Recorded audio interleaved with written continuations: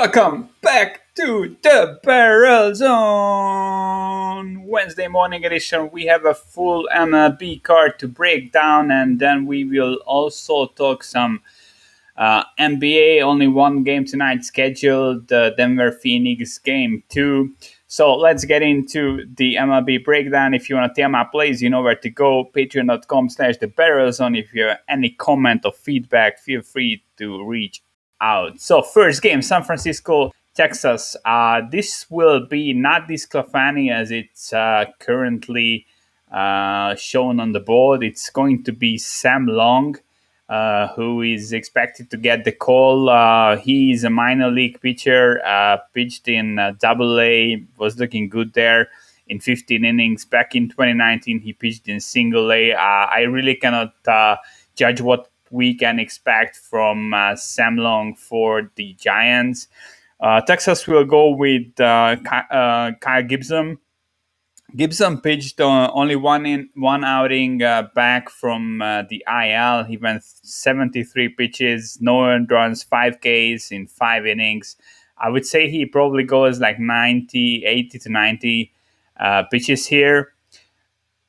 I mean, the Giants are the better team, clearly, but they are weaker against righties. Gibson is a guy I'm kind of trusting. He has a 12% swinging strike rate, 53% ground ball rate. He has been really solid at home.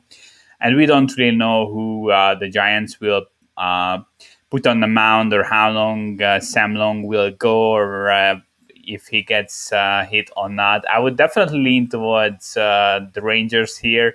I make it almost a pick'em, showing a really minimal edge on Texas. I will wait for the lineups, and maybe this will be a pick, but I think the line is kind of right, although I like Gibson, and I think he will be fine in this spot. Second game, Arizona, Oakland, Matty Peacock at Sean Manaea.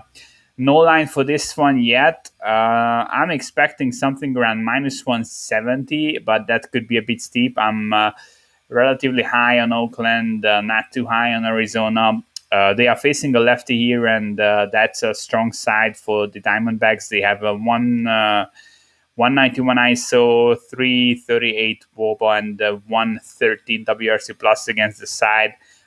Top 5 team against lefties or so, and they are struggling against righties mightily. So not an easy matchup for Manaea, but I think he's pretty good. 13% swinging strike rate, only a 5.6% walk rate, no hard contact. He has been pitching all right lately, so I think the markets will give him the credit he deserves. The A's are still a righty-heavy lineup, though, and Peacock, while he hasn't been great, he has a 2.5 FIP against righties, 62% ground ball rate. He also faces a pretty good park shift here, pitching in Oakland. So, yeah, high contact rate guy. I'm not a huge fan of his. He only almost went 5 innings the last time out. He's getting stretched out as a starter right now. So yeah, I mean, I could see him going 6 innings and like giving up 2-3 earned runs, but that could be said about Manaea as well. So I'm likely staying away unless we are getting a huge bargain, like I don't know, minus 140, 45. I would definitely bet Oakland there, but I think we will be in that minus 160 to 70 range where I expect this one to open up. Cubs at the Padres, Darvish laying minus 200 against Arrieta. Darvish, I have been talking about these spin rate increase guys. Darvish is one of the top guys that had almost a 200 RPM spin increase on his fastball from 2019 to 2020. He could be one of the biggest victims of this MLB crackdown on pitch tampering. So I'm staying away. I don't like to lay minus 200s anyway. We will see if Darvish is okay, if he stops doing what he has been doing to improve his results. Arrieta on the other side, I don't think he should be in the league anymore. He has a 400 WOBA. 80% plus contact rate, 8% swinging strike rate, 40% hard contact. He is a 5+ ERA guy. I'm not a fan. I think Padres should win this easily, although A Darvish blow up one of these days wouldn't surprise me. Atlanta at Philly, Davidson at Eflin. I think Eflin is rightfully a bit overpriced here. Obviously, the Braves are the way better overall offense, even with Bryce back for Philly. But Eflin is a guy who knows how to pitch against strong teams. He only gives up 27% hard contact, and he has a 2.9% walk rate. This has been kind of consistent, so he's not really walking anyone, not giving up hard contact. He has an 80% plus contact rate. The line drive rate against righties is not ideal at 26%. Braves are really a tough team to face, and he's coming off a weak outing. But I think he's a decent starter.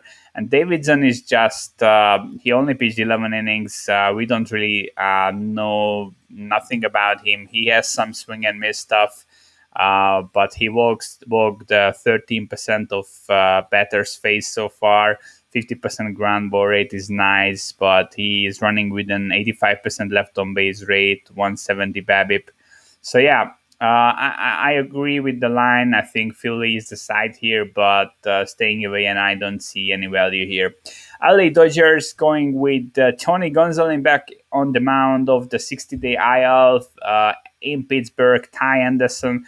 Ty Anderson is also one of the pitch tempering guys. His fastball went up almost like 150 RPM to this year.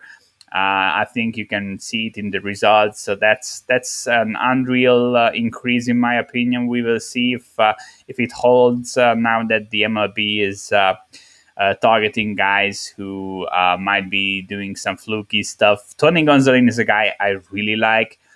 He had a sub 3 ERA in the last 2 seasons. He's very talented.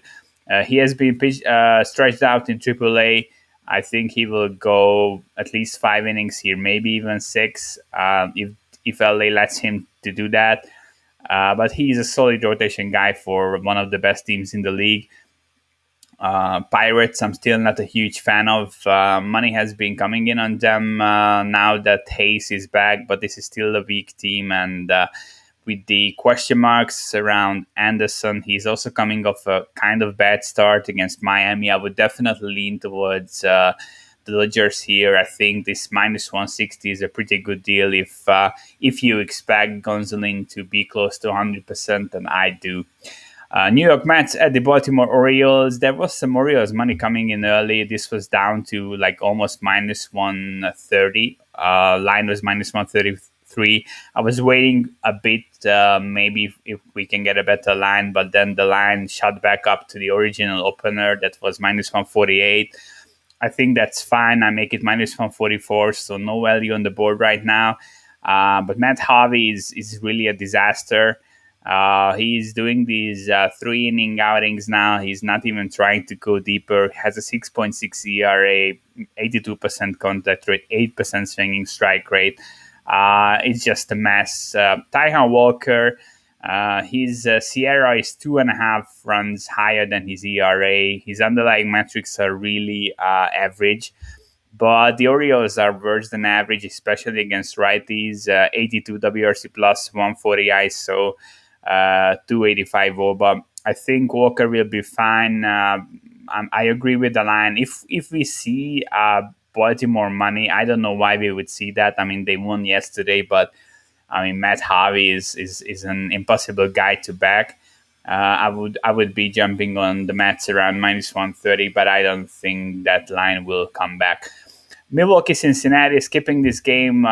This total is up to 10. Both of these guys are terrible. Brett Anderson has a 4.9% swinging strike rate. Gutierrez has a 6% swinging strike rate. He has a 12.5% walk rate. It's just a mess. These are two really bottom of the barrel pitchers. If anyone tells you they know what will happen here in this game, they are lying. Colorado, Miami, Austin Gomber. We don't have a pitcher yet announced for the Marlins. It's likely a bullpen game. I'm liking the Rockies here. Gomber is coming off a 6 inning outing with 6 Ks. He had a 40% called strikes plus whiffs. so far through the season, he has an 11.5% swinging strike rate, 32% hard contact rate, just a 75% contact rate. Uh, Great puck shift for him on the road. Marlins striking out 29% as a team against lefties. Gomba has low line drive rates against both sides. Good news for Colorado. Trevor Story is likely back today. It was teased that his return is imminent yesterday, and he didn't play yesterday. I would probably expect him to be good to go today. And then the line will likely open up around the pick'em, and we will jump on Colorado. I don't care who the Marlins put out. If Story is back and we are still getting something around the pick'em, I think Gomber is really solid, and the Marlins are just really nothing special. I know that they are due for some positive regression, but this is not a great team still, and Gomber is legit. Houston, Boston, Odorizzi, Uvalde. Line move on Boston, and I agree with it. Houston is my team. I love them. They are a team to back. Huge positive regression candidates. Great power. Great lineup. I like everything about Houston. But Odorizzi has been just whack. And he started the last time out against Boston, so back-to-back starts against the same team. He just went 3 innings, gave up 3 earned. He has a 7+ ERA in 16 innings. I don't feel him. Eovaldi, 6 inning outing with just 1 earned run allowed with 7 Ks against the Yankees. He has a 3.6 Sierra, 12% swinging strike rate, just 24% hard hit rate. Has good ground ball stuff, only a 5% walk rate, stud at home, 280 WOBA. So yeah, Eovaldi is a super solid arm, and I agree with. I mean, I prefer Houston to Boston, but Boston is still a decent offense, and the edge in starting pitching here is sizable. Seattle, Detroit, Flexen at Casey Mize. I'm leaning Detroit here. I would need a bit better line, but around -110, I would be betting. I would be betting the Tigers. Mize coming off a 7 inning outing with 7 Ks. He only gave up 3 earned. Mariners, not a scary offense. 88 WRC plus against righties. 290 WOBA. Mize is really a guy I'm liking the raw stuff. He has been starting the year slowly, but we have seen more and more decent outings from him recently. 51% ground ball rate, only 30% hard contact, not a lot of fly balls, and he has a 13% infield pop-up rate. Flexen gave up 5 earned runs in the last outing against Oakland in 6 innings. He's like your typical like 5-ish ERA guy, has a 7.8% swinging strike rate, almost an 85% contact rate. His WOBA on the road is 418. That's super bad. So yeah, I think the Tigers will win this one. I haven't made a bet yet, but they are lean, and hopefully the line is still getting a bit better, and then I will jump on that. Nationals at race, Corbin McClanahan. Corbin off another disastrous outing. He has been bad. 6+ ERA in 57 innings. He has a 400+ WOBA on the road. Walking guys, nothing is really working for him. He has some ground ball rate, but I mean, that's just not enough. Everything is kind of falling apart a bit. McClanahan off a difficult start against the Yankees. He's a lefty, and the Nationals are way better against lefties. And in general, I think the Nats are just a better team than I expected this year. And I mean, McClanahan has an 18% swinging strike rate, but he's a bit too wild. There is 37% hard hit rate, line drive rates again above 27% as well. So yeah, he's not going to go deep into games. I agree with the move, but I think there is maybe some value on the Nationals here, but I wouldn't be backing Patrick Corbin. So yeah, just skip this one. Yankees at Twins. Garrett Cole laying almost -200 on the road. Minnesota with Randy Dobnak. Cole is the top guy of the RPM spin rate increase crew. If there is a crackdown, he will be probably coming out the worst of it.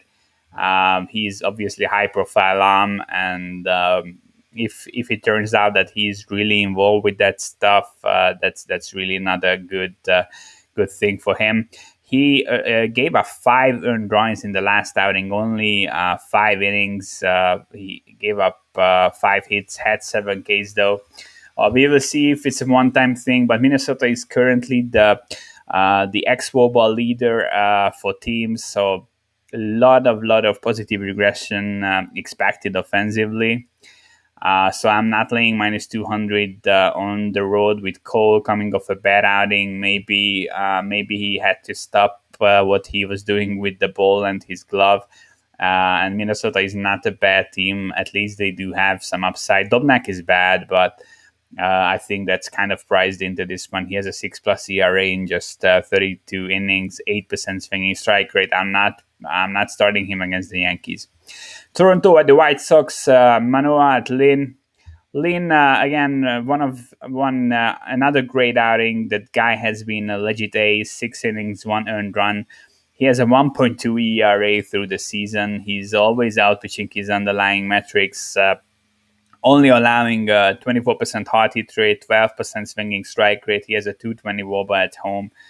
Just very solid across the board. Manoah, 2 outings so far. He went 3 innings now, gave up 4 earned with 3 walks against Miami. He has a bit above average swinging strike rate so far, but the 12% walk rate, 50% fly ball rate, and he's rolling with 100% left on base rate, 150 betting average on balls in play. I don't know. I don't see anything that would tell me that he can make it in this league. I think the White Sox are a nice look, but I agree with the line. I make it minus 141. Current line minus 146. So, yeah, no value. Cleveland at St. Louis. Mejia at Wainwright. Waino, pretty good outing for him the last time out. 7 innings, 3 earned with 4 Ks. He has been sitting around 4 ERA, and his Sierra agrees. Only an 8% swinging strike rate, but he limits hard contact, has a good ground ball rate.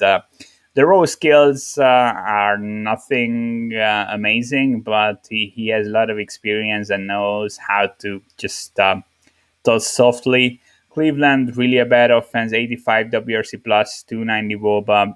I just don't see why Waino wouldn't have an okay game here. May coming off a 3 inning outing, no one runs in Baltimore. Maybe he will go like 4 innings here, but I mean he's 24 years old. He pitched 9 innings in AAA, and then he was in Single A back in 2019 when he had a 4+ ERA. I just don't know. I mean, I would definitely go with the established MLB pitcher here. I agree with the line, but I make it exactly minus 122. That's the pinnacle line. But I mean, this could be a game where I'm getting involved with the Cardinals. I think having an established MLB pitcher at home might be something that's worth paying a fair price for against a pretty big unknown. Casey at the LA Angels, Keller at Canning. Canning laying minus 128. I make this minus 130. He was hit around Griffin Canning in Seattle the last time out, but he's a big positive regression candidate. His Sierra is almost 2 runs lower than his ERA. Has almost a 15% swinging strike rate, but a 10% walk rate. Line drive rates are pretty high against lefties. Has a 400 plus WOBA at home. The guy is super hectic, but as I said, a lot of positive regression is coming to him, and he misses bats. I think he could have a nice game here. Keller, on the other end, his velocity is still up compared to last year, almost a 50% ground ball rate, but has ball problems. He gave up 2 runs only in 5 innings against the Twins. He is like really like just lukewarm for me. No real feelings. I like Canning, but the Angels offense, I always say, I mean, it's super top heavy, and the scrubs are really bad. And I think everyone is really just it's not a great offense. So yeah, I'm fine with the line, no value in my opinion. So let's look at the board once more. I like the LA Dodgers if you can get anything better than minus 160. I think that's a good price for Gonzalez, especially that we could see regression coming for Ty Anderson. New York Mets, yeah, that's likely not going to be a play. I would probably play it at minus 130, but that's not going to come back. Detroit at minus 110 would be a bet for me. We will see if that comes into range. And the Cardinals, if this gets down to under minus 120, I think that's a fair look. For the off the board games, I think Oakland should be around minus 170 with Sean Manaea, and Colorado, I think, should be Rose favorites here against the bullpen game from the Marlins, especially with Story back. So yeah, probably this is the most interesting game of the day. I know that Colorado on the road is not a team you will want to bag, but I think there will be some value there. All right, NBA, one game. Just let's just talk about this quickly. I think the series is over. I rarely say that after one game, but that was my feeling coming into game one. Really, I think what we've seen from Aiton in game one was really promising. He only had one foul in 36 innings, 20 points, 10 rebounds. Jokic had just 22 points and 9 rebounds. He was shooting sub 40%. He haven't he didn't drew any free throws, which is like really bad. The whole Denver team had like 6 free throw attempts, if I'm correct. That's just not going to cut it. Campazzo and Rivers combined for 21 points, while Booker and CP for 42. They just don't have the jump shot to hang with these guys. Phoenix starting lineup plus 15.7 so far in the playoffs. That's just crazy. Also, Item was playing 36 minutes, exactly as much as Jokic, and when Jokic was sitting, he was set down.